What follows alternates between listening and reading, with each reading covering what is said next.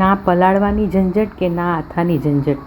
પેટમાં કકડીને ભૂખ લાગી હોય તો આ ઇન્સ્ટન્ટ ઉત્તપમ બનાવો અને સાથે સાથે ઇન્સ્ટન્ટ ચટણી, કશું જ ઉમેર્યા વગર ફટાફટ તૈયાર. આ ઉત્તપમ માય કાંગલો નથી, એકદમ ખાધે પીધે સૂકી અને ડુંગળી મરચાં ટામેટાં કોથમીરની ધબધબાટી બોલાવી છે. ડુંગળી કહે છે આટલી ઇજ્જત તો મને શાકમાંય નહોતી મળી. તો શરૂ કરીએ મસ્ત મજાના ઇન્સ્ટન્ટ ઉત્તપમ. નમસ્તે મિત્રો, કેમ છો?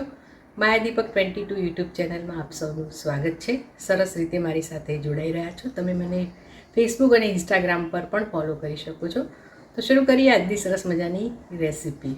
ઇન્સ્ટન્ટ ઉત્તપમ માટે 1 કપ પૌવાને લો, સાફ કરીને લેવાના છે અને સાથે સાથે 2 કપ સોજી લેવાની છે. સોજી જરા કરકરી હોય તો એને મિક્સરમાં વાટી લેવાની છે.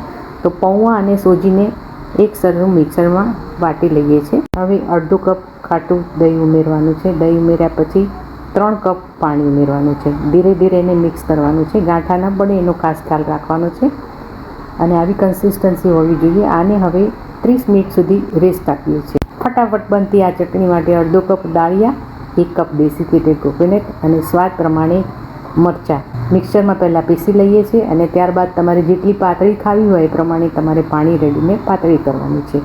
હવે તડકા માટે તેલ, રાઈ, મીઠો લીમડો અને હિંગ ઉમેરી તડકો તૈયાર કરીએ છીએ. હવે તડકાને દાળવાળા મિશ્રણમાં ઉમેરી દઈએ છીએ અને સ્વાદ પ્રમાણે મીઠું ઉમેરી દેવાનું છે. તો ફટાફટ આ ચટણી તૈયાર થઈ જાય છે. કોઈ દાળ બાળ ઉમેરવાની ઝંઝટ નહીં અને મસ્ત લાગે છે. ત્યારબાદ ટામેટાં, કોથમીર, મરચાંને કાપી લઈએ છીએ. ટામેટાવાળો જુદો ઉત્તપમ બનાવું છું ને ડુંગળી પણ જુદી કાપી લીધી છે. તો હવે ખીરામાં સ્વાદ પ્રમાણે મીઠું ઉમેરવાનું છે. મિક્સ કરી લો.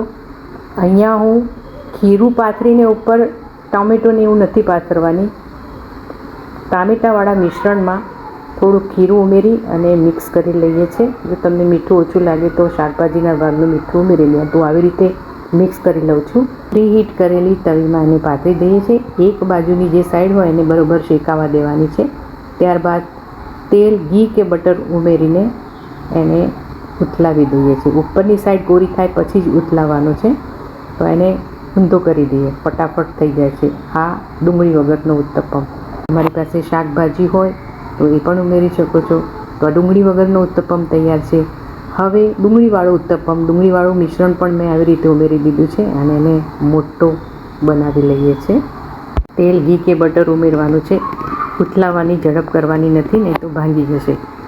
આમાં કોઈ સોડા કે ઈનો નાખ્યું નથી કારણ કે પૌવા પોતે જ એટલા બધા સોફ્ટ છે ને આ ઉત્તપમ બહુ સરસ થાય છે. સોજી અને પૌવાનો મેળ થઈ ગયો ભારે. ડુંગળી ટામેટાં નખાયા એની માથે મરચાંએ આવીને લગાવી દીધી આગ.